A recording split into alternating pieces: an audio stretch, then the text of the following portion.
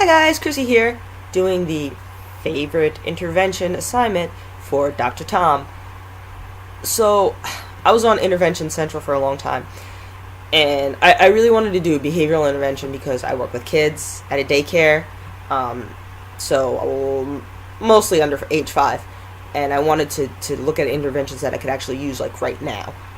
In my teaching experience. So I was on Intervention Central. I was looking over all the behavioral interventions, and I'm like not a fan of favorites. It's really hard for me to pick a favorite to top 5.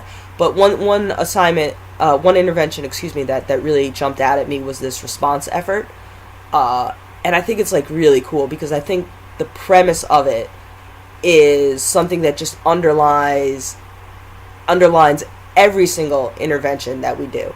And the premise is you got a behavior that you don't want to be done.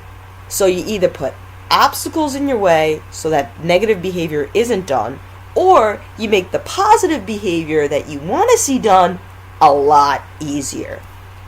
Check out that trombone in my room. See the trombone? It's there because I want to play it. The reason why it's out of the case is because I want to play it. So if I keep it out of the case, I'm just making it easier for me to do the behavior. The example that was given on Intervention Central on increasing response effort to reduce the rate of an undesirable behavior was this teacher. She noticed her student, kept going to the computer to play a spelling game, but he wasn't getting any of his work done. So she decided to turn the computer off because it was on all day. So that's what she was doing. She was setting up an obstacle so the negative behavior wouldn't occur. And she noticed that by keeping it off, the kid wasn't going over there because it takes like 2 minutes for a computer load. Who has 2 minutes? Except to watch cat videos on YouTube. Like really, no one really has 2 minutes. So it made it harder for the kid to do the negative behavior. When it comes to reducing response effort to increase the rate of a desirable behavior, the website talked about a teacher wanted the kids to read more, so he created like a really cool library in his classroom and made it a comfortable space, put interesting books, and it would make it more desirable for kids to go over there and then see a book and pick it up and read it.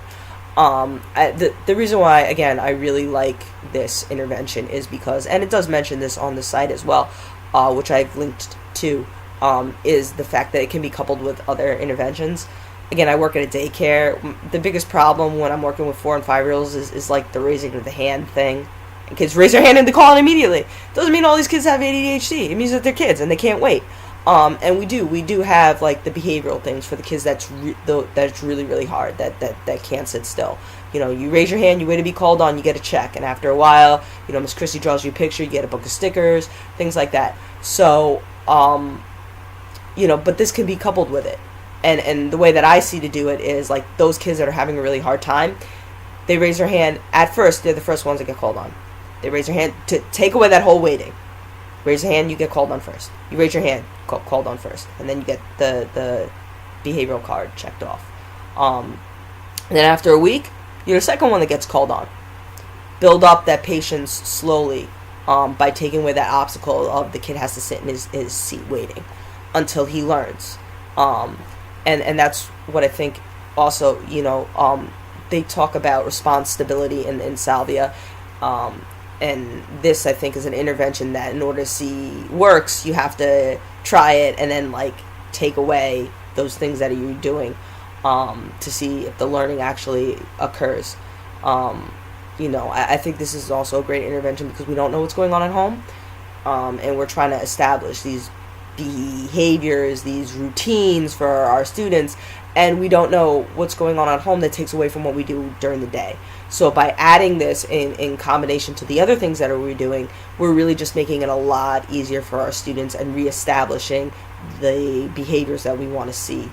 And I think later on down the road, like, this transfers over to more academic stuff.